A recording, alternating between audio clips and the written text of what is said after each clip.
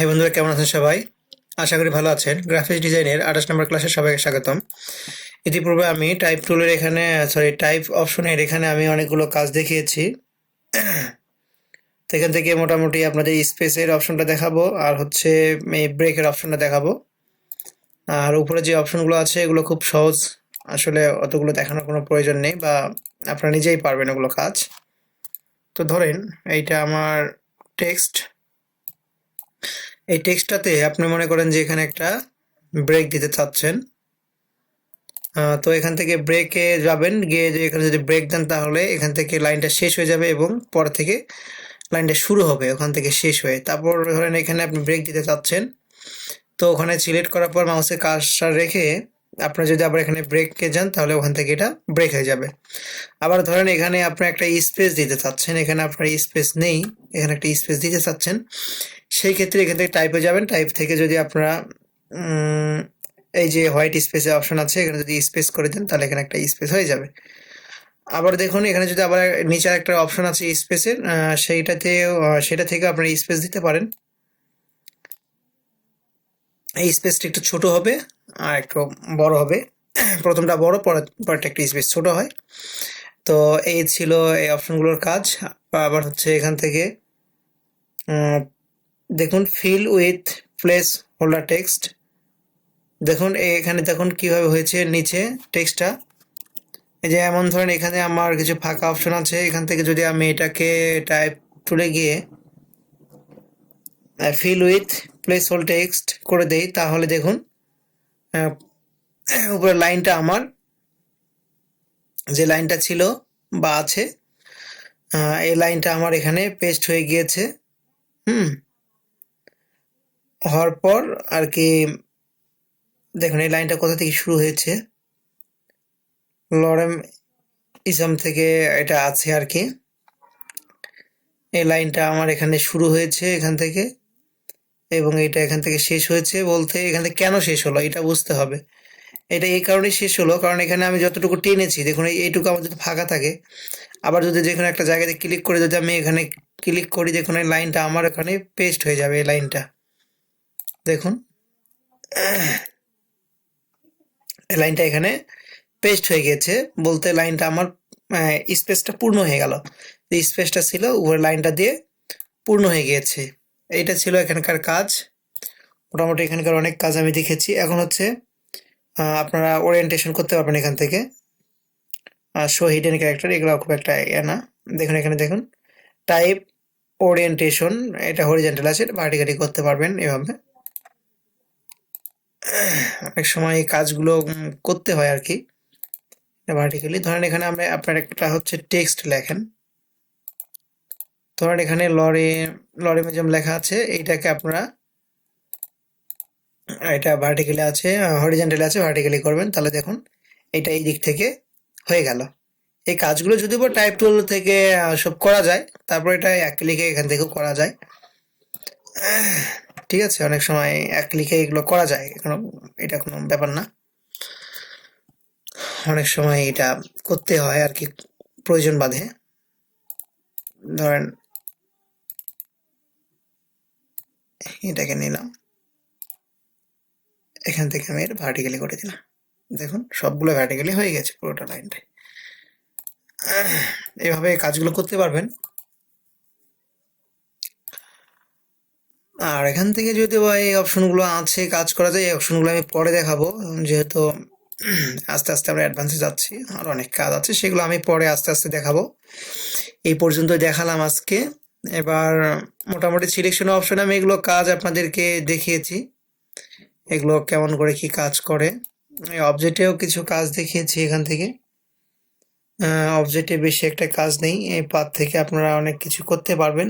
মোটামুটি অনেক এখানে কাজ বাকি রয়েছে, এগুলো স্লাইন্স কিছু বাকি রয়েছে, এগুলো দেখানো হবে। তারপর এখান থেকে গ্রেডিয়েন্ট মেশ, এগুলো মোটামুটি সোজা আছে, এগুলো আমারই খুব কঠিন না, এগুলো খুব সোজা আছে। এগুলো আস্তে আস্তে কাজ দেখানো হবে, আপনার ক্লাস কেউ মিস করবেন না। তো আমি চেষ্টা করবো সবগুলো দেখানোর, আর আপনারাও চেষ্টা করবেন সবগুলো দেখার জন্য। এখান থেকে অনেক আউটলাইন, অনেক সময় আউটলাইন অপশনটা একটু দেখাই। অনেক সময় আমরা একটা শেপ এঁকেছি, এই শেপের উপর আরেকটা শেপ আমি নিতে চাচ্ছি। হ্যাঁ, তো এটার কালার আমি চেঞ্জ করে দেই, লাল কালার করে দিলাম। তো এই শেপটাকে আমি এই শেপের সঙ্গে অ্যাডজাস্ট করব আমি। এখন এইটা কেমন করে করব দেখুন, এই শেপটার সঙ্গে কি এটা কি আদৌ কি খুব ভালোভাবে অ্যাডজাস্ট হয়েছে কিনা এটা দেখার জন্য অপশন থাকে। এর জন্য আপনারা করবেন কি, যদি আপনার কন্ট্রোল প্রেস করে যদি ওয়াই প্রেস করেন তাহলে দেখুন এই যে আপনারা এই অপশনটা, এই ভিউটা চলে আসবে। এখন এখান থেকে আপনারা এটার সঙ্গে এটা যদি অ্যাডজাস্ট করে দেন, এই যে অ্যাডজাস্ট যদি করে দেন তাহলে এটা অ্যাডজাস্ট হয়ে গেল। এটার সঙ্গে যদি আবার আপনারা এখান থেকে এসে যদি এটাকে অ্যাডজাস্ট করে দেন, দেখুন এটার সঙ্গে একটা এমনভাবে জোড়ালো হয়ে গেছে, দেখুন এটা একটা লাইনে হয়ে গেছে, এটা একটা লাইন মনে হচ্ছে, এটা একদম ফুল জোড়া লেগেছে, এর মধ্যে কোনো ঘাটতি নেই আর কি। এখান থেকে আপনারা আবার যদি কন্ট্রোল ওয়াই প্রেস করেন তাহলে দেখুন এখান থেকে এটা খুব সুন্দরভাবে জোড়া লেগে গিয়েছে। এখন যদি এটাকে জোড়া লাগাতে চান তাহলে সেক্ষেত্রে আমি বলেছিলাম এক্ষেত্রে আপনারা পাথ ফাইন্ডার ব্যবহার করবেন। পাথ ফাইন্ডার ব্যবহার করে এখান থেকে আপনারা ইউনিট করে দিতে পারেন, এভাবে ইউনিট করে নিতে পারেন, অথবা এখান থেকে আপনারা মার্জ করে দিতে পারেন। ঠিক আছে, আসলে যেভাবে যেটা করার ইচ্ছা আপনারা এখান থেকে করে দিবেন, কোনো সমস্যা নেই। এইভাবে কাজগুলো করা যায় কি, দেখা যায় কোথায় কিভাবে কি হয়ে আছে। অনেক সময় লোগো ডিজাইনের ক্ষেত্রে এগুলো খুব কাজে লাগে। হ্যাঁ, ধরুন ইলিপসগুলো নিয়েছেন, এভাবে ইলিপস নিচ্ছেন, আবার এখান থেকে ইলিপস নিচ্ছেন, নিয়ে নিয়ে যে কাজগুলো করতেছেন, এখন কাজগুলো কি আমার পারফেক্ট হচ্ছে কিনা, হ্যাঁ এগুলোর জন্য অ্যাডজাস্ট করার জন্য মূলত এইটা খুব কাজে লাগে। এখানে কোথায় কোথায় আমার কি আছে আমি বুঝতে পারছি না। হ্যাঁ, দেখুন বুঝতে পারছেন আপনারা, মনে হয় বুঝতে পারছেন না। সেক্ষেত্রে কন্ট্রোল ওয়াই যদি দেন তাহলে দেখতে পাবেন প্রত্যেকটাকে এভাবে ধরে ধরে অ্যাডজাস্ট করে নিতে পারবেন। ধরেন এখান থেকে আমি এটাকে এটার সঙ্গে অ্যাডজাস্ট করে দিলাম, তারপর এটাকে আমি একটু মিডিলে আনলাম, এটাকে আমি এখান থেকে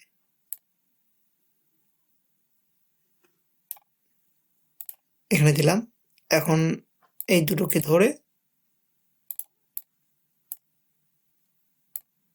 এটাকে আমি একটু উপরে তুলে দিলাম, এই ঠিক আছে। এখন দেখুন এই যে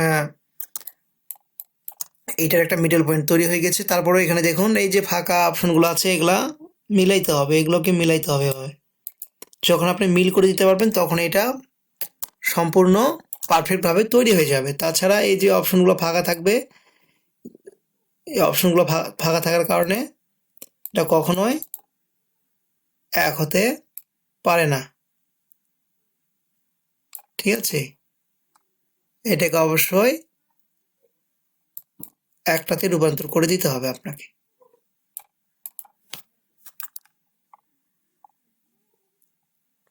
মূলত এভাবে অপশনগুলো কাজ করে যায়। এখন যদি আপনারা কন্ট্রোল ওয়াই দেন, দেখুন এগুলো কাজ হয়ে গেছে। এখন কালার চেঞ্জ করে দিতে পারেন, এখান থেকে যেরকম কালার চেঞ্জ করে দেওয়ার দরকার দিয়ে নিতে পারেন।